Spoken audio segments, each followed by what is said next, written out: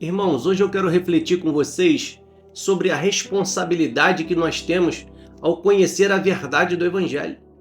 Veja, não se trata apenas de ouvir o Evangelho, mas de viver conforme o que foi revelado. E nessa mensagem de hoje eu quero compartilhar com vocês o perigo de se desviar da verdade e a responsabilidade que nós temos como cristãos ao trilhar o caminho da justiça. E se você quer saber o que a palavra de Deus fala a respeito desse assunto, fica comigo até o final desse vídeo.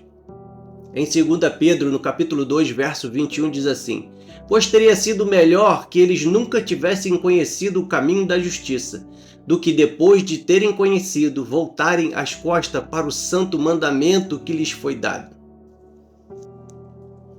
Irmãos, a verdade de Deus não é algo que nós devemos tomar de maneira leviana. Jesus ele disse: eu sou o caminho, a verdade e a vida. Ele está mostrando que a verdade está diretamente ligada a ele. E quando conhecemos a verdade, nós tornamos responsáveis por segui-la. E Pedro, ele alerta que é pior conhecer o caminho da justiça e abandoná-lo do que nunca ter conhecido. E isso revela a seriedade da nossa escolha e o perigo de se desviar dos caminhos do Senhor. E a palavra conhecer, no original grego usada aqui, é epignosis, significa um conhecimento profundo e pleno, não apenas superficial. E isso implica em uma intimidade com a verdade de Deus, tornando ainda mais grave a rejeição dela. Aí eu te pergunto, como você está lidando com a verdade que te foi revelada? Será que você está vivendo conforme a luz que você recebeu?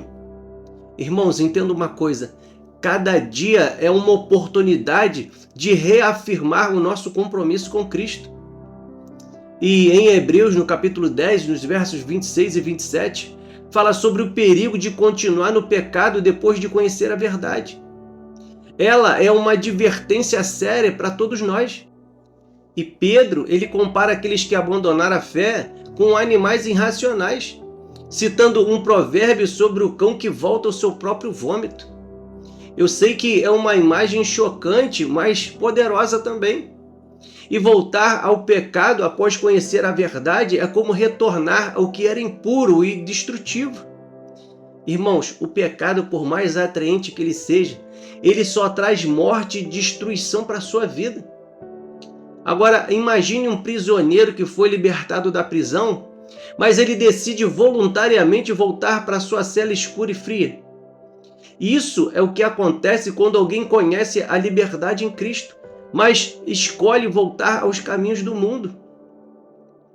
E John Wesley, ele disse assim: o maior perigo para um cristão não é o sofrimento, mas sim o pecado, porque ele nos afasta de Deus. E esse é o perigo de abandonar o caminho da justiça de Deus. Agora, grava isso que eu vou te falar. Nós precisamos ter vigilância espiritual. As tentações virão, mas o cristão precisa lembrar que a liberdade que temos em Cristo é incomparável ao que o mundo pode nos oferecer. E conhecer o caminho da justiça é apenas o começo, porque a verdadeira vitória está em perseverar até o fim. E Jesus ele nos ensinou a permanecer na sua palavra para sermos verdadeiramente seus discípulos. Irmãos, a perseverança ela é uma evidência da nossa fé genuína e compromisso com a verdade, porque a justiça de Deus nos transforma, nos capacita a viver em santidade. Irmãos, nós vivemos em um mundo onde a verdade é relativizada, mas o cristão é chamado a perseverar na verdade de Cristo. Será que eu e você, nós estamos nos esforçando para permanecer na justiça? Em Tiago, no capítulo 1, no verso 12, nos lembra que bem-aventurado o homem que persevera na provação, porque depois de provado ele receberá a coroa da vida. E eu concluo essa mensagem refletindo sobre a seriedade do conhecimento da verdade. E Pedro, ele nos chama à responsabilidade. Uma vez que conhecemos o caminho da justiça, não há retorno ao pecado sem graves consequências.